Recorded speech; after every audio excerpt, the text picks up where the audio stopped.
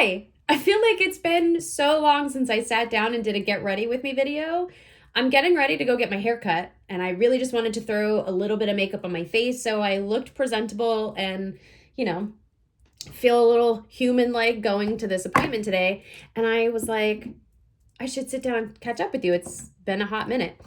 I actually had someone ask me to do a get ready with me and share things about my life. So here we go. Let's see. They didn't really give any specifics, so I'm just going to give you random facts about me as a person and hope that you're into that. So I am a licensed cosmetologist. I went to cosmetology school 11 years ago, and it's crazy to even say that out loud. 11 years ago, and I attended Aveda, which was where I had my training done, and I worked with Aveda after I graduated the whole almost 10 years that I've worked in the industry. I was an Aveda master colorist. I was an Aveda master trained, well, however you would like to word that. I was trained by the global artistic director of Aveda Makeup, Janelle Geeson. She is an amazing person. If you ever have the opportunity to take a class of hers, do it, pay for it. It's worth the money. Your career will only benefit from having that. I've taught students. That was probably my favorite thing when I was working in the beauty industry, was teaching. I originally wanted to be a teacher. But during my internship, I got placed with a kindergarten class and soon realized that teaching children was not necessarily for me, and that's okay. Sometimes we think we want something, and then when we have the experience, we realize, oh, wow, yeah, no, I do not like that. And that was me with teaching kids. So I ended up going to cosmetology school at Aveda, like I said. And my goal, which is actually kind of interesting, my goal with going to cosmetology school was never to be behind the chair. I actually wanted to own a salon, but I didn't think it would be a smart business move to get involved in a business where I didn't understand what my staff was doing or be able to communicate if there was an issue and have a full understanding of what the problem with a guest or a client was. So I was like, okay, well, I'll just go learn about it. That way I have the knowledge, and then I can, open a salon, hire staff, and, sing Kumbaya. We all get along great. That's not how it happened at all. Like, that was the intention, but in the process of learning about hair, I realized, in which most people who end up going to cosmetology school will tell you, you don't realize how much hard work and effort and technical stuff there is to learn in cosmetology school. Like, honestly, we all have this belief like, oh, I'm going to go learn how to do hair, and, we're all just going to color and braid each other's hair all day long. No, you are not. You're going to learn chemistry. You're going to learn geometry. You're going to learn biology and microbiology. So science, like, there's so much involved outside of just, I'm going to braid our hair all day and do our nails. No, like, it is hard work, literally, like physically and mentally challenging. That was probably one of the most challenging experiences that I've ever had, and when it comes to my education. But the knowledge that I gained, priceless. Like, you can't put a price on that education. And, some would probably beg to differ with that, but I digress. So anyway, I knew that I had really big goals, going into cosmetology, but those goals actually evolved while I was a student in school, and I really wanted to get involved in fashion and film and, costume design and like theatrical type stuff. growing up in high school, I loved theater. I wouldn't say I was a theater kid. I did, audition and get roles casted in plays and such, but I wouldn't consider myself like a theater kid. You know what I mean? So, yeah, the goal evolved while I was in hair school. And I wanted to do more with that. Crazy, I know. So eventually what that really looked like, I know I keep saying it evolved. Well, it evolved into me wanting to move to Los Angeles. And like I said, get involved in film and television and fashion, all the cool fun stuff, So that's exactly what I did. I picked up my life and I moved across the country to Hollywood, and I got an apartment. I rented an apartment with someone that I found on like a roommate finder. His name was Mike, and never met him in person. We had chatted a few times to see if it would be a good fit, and it seemed like our vibes meshed. And I met him the day that I got there, and we signed a lease, and the rest was history. I worked at a salon in Beverly Hills called Brighton Salon, and it was so beautiful. Now, at the time, because I was fresh out of school, my license in the state of Florida, I couldn't transfer my license. Thankfully, I had enough hours due to my education where I didn't need additional schooling, because in the state of California, you actually need 1,600 hours to apply to get your state license. In the state of Florida, where I had moved from, you only need 1,200 hours to get your license. But California, because of that lack of education timeline, doesn't accept reciprocity from Florida to California.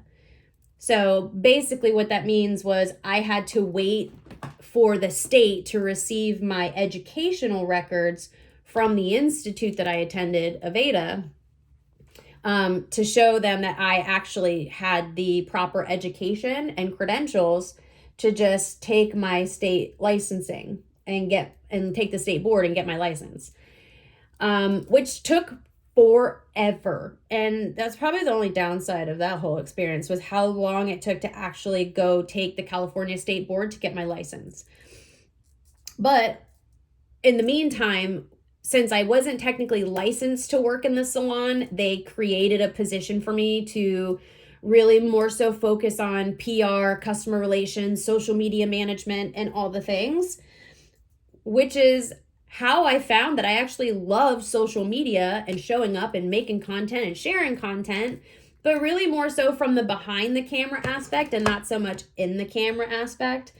Yeah, so that's kind of how that all started for me. And then once I got licensed, I would work social media and PR during the week, and I would take clients on the weekend. And it was so cool, so exciting to be a person who had just moved to California and got this amazing opportunity at a salon, a beautiful salon in Beverly Hills, to work with some amazing stylists. Like Danny Farage was the artistic director of the salon, and I learned more from him in the time that I worked under him than I did the entire year and a half I went to hair school.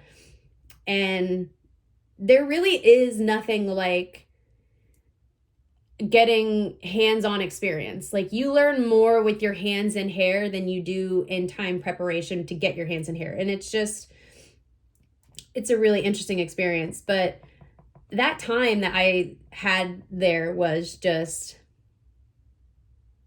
it was amazing. And it really opened my eyes to the possibilities, especially if you just put yourself out there and have a belief in yourself. You can really do whatever you want, and I feel like that's such a cliche thing to say, but like, it really is true. So if you're a person who maybe your plan changed along the way and those big dreams are to go somewhere and do something new, but it's a little scary and intimidating, do it anyway. Do it scared. Just do it. Don't put it off. Go make it happen. Figure it out. We as people love to come up with excuses of why we can't instead of figuring out how we can. So if I give you any motivational advice today, let it be that. Figure out how you can and stop focusing on why you cannot. So yeah, I got tons of experience when I lived in California, and eventually I moved back to the East Coast to what I was supposed to move to Charlotte with a friend, but she bailed, whatever. And so I kind of was in Jacksonville, where I live now, trying to decide really what I wanted to do. I was in conversations with a hair artist who is one of the most talented people I've personally ever met. And he was based out of New York and was wanting me to move up to New York and get involved in like the really behind the scenes, you only get into this crowd because you know somebody, work in fashion. And then I met Matt. And the rest is kind of history. So I turned down that opportunity because I met a boy. But aside from meeting Matt, I had also just taken a job managing an Aveda salon. So I really didn't feel comfortable, giving someone a commitment and then immediately turning around and abandoning that. That's not just who I am. That's just not who I am as a person. So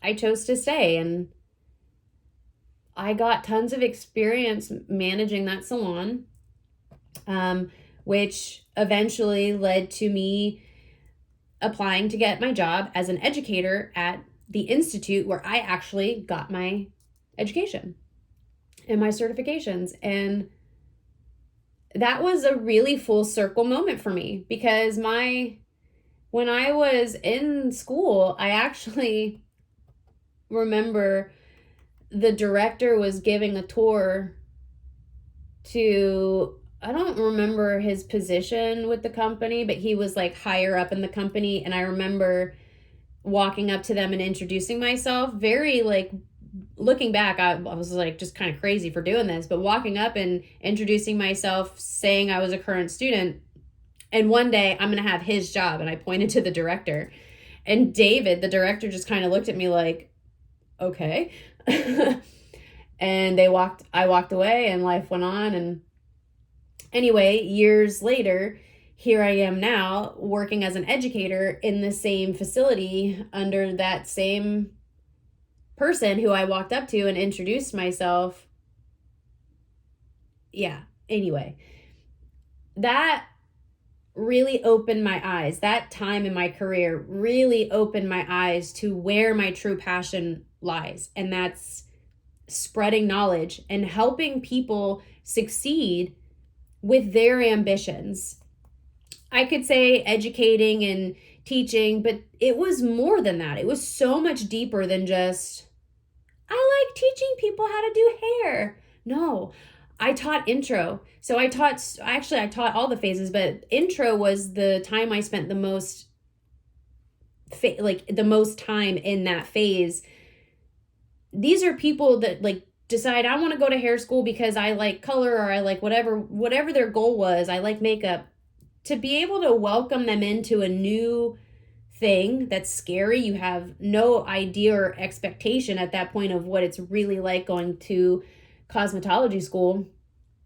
And my favorite thing was the first week we would hold what we call Camp Aveda. And it's really just a week of acclimating students to their new schedule, because they were very long days.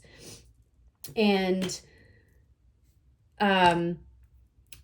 kind of acclimating them to the Aveda culture. Because if you're unfamiliar with Aveda, people like to say Aveda is a cult. It isn't. It's really not a cult at all. I can't believe I'm about to do this. But Aveda has a mission statement. And the reason why people think it's a cult is because every day we start our day by citing that mission statement. And it really does set the tone for the day. It really does remind you of the why you show up every day to help change people's lives. Because when you make someone feel good about themselves, and as women especially, we put so much of who we are and how we look and our femininity in our sexuality, in our hair and our makeup and our clothes. And Aveda encompasses all of those things. So you start your day by citing the mission, which is our mission at Aveda is to care for the world we live in.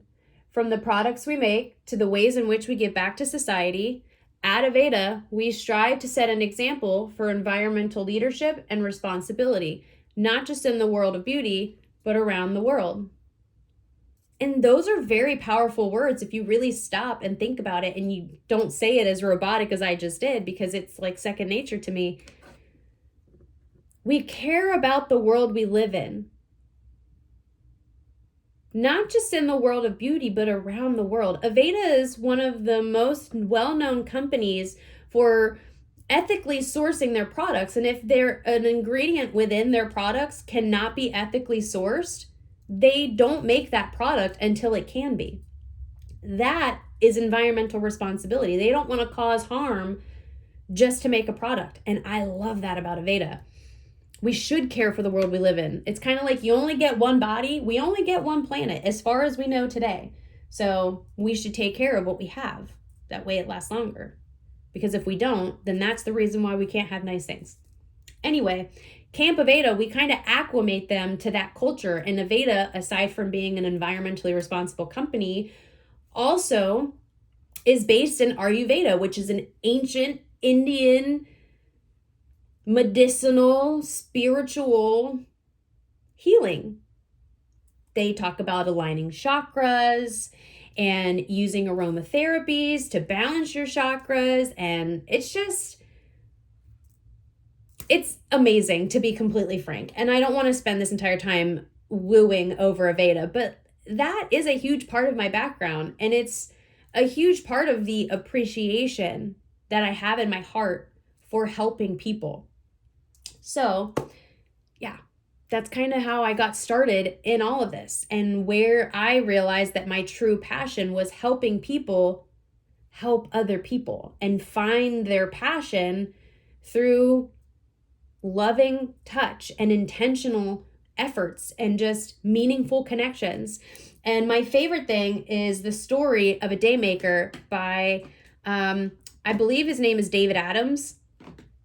He had a client come in who was not scheduled. It was like a last minute appointment, who wanted to get her hair shampooed and styled. Didn't say why. She said she had, I think the story is like she had told him she had a date or something special. And so he had spent the time that they were together connecting with her, laughing, having a good time, just really intentionally building a meaningful connection with that woman while she was booked in her stylist chair. And hold. And, he did everything she asked, gave her a finishing touch, which is usually like a lip color or a chakra balancing, something additional that's not just a hair service. Sometimes it could be applying some eyeshadow and just something simple, okay? Gave her a finishing touch and she went on her way. About a week later, I think it was about a week, so a couple of days or a week later, he gets a letter from this client. And this always gets me emotional. I'm going to try not to cry since I'm doing my makeup. But the letter from this client said, the reason I came in to get my hair styled was because I wanted it to look good for my funeral. Because I had planned on going home and unaliving themselves. But because of the kindness and the good time that you gave to me, I got help instead. that the kindness and energy and the love and compassion and the laughs that they shared in those moments that they were together during that one service completely shifted and altered the trajectory of that person's life. And so he wrote a book. It completely changed how he looked at approaching his clients, and how, we all have a life outside of our jobs, especially if you work in the service industry. You have a life outside of work, and sometimes that life is really stressful. But we don't know what is going on behind the curtain with the people that we may come into contact with. And so he decided that in his salon, they were going to focus on creating that one-of-a-kind experience for every single person that came in and sat in a chair. And it was an environment, it was an experience that people wanted to have. Because like I said, who doesn't want to feel good about themselves? We all do. And to be able to be in the presence of a person whose one intention and goal while they're with you is to just make you feel seen, heard, accepted, and loved, it's really, truly beautiful and poetic in a way. So I love educating people on that story when it comes to Aveda, and just, I really have taken that on in my personal life, that I want to be that kind of a person. Now, granted, I have my moments, I have my days, I'm not perfect, but that is something that I love most, that I gained from my time with Aveda, is how to be an intentional person and understand and accept that people have a lot going on below the surface. And I want every interaction I have to leave someone feeling better than when I got to them in the first place. So I have no idea where I was going with that, but it's just beautiful nonetheless. All right, I got to wrap up because it's now 9:53 and I got to leave in 7 minutes. So, yeah. Teaching at Aveda literally opened my eyes to what my true passion was. And it's helping people get where they want to go with their own dreams and their own goals. I take such pride in being selfless in that sense. And I have had the opportunity to meet so many talented students, to have so many aha moments where something just clicked. I've had moments where I've sat and learned about a stranger in my classroom and cried with them and laughed with them, and just those moments, those memories are so precious to me. And so I'm going to get my hair cut today. And my hairstylist, her name is Kelsey. I go to a local Aveda salon called Willow Organic Aveda Salon.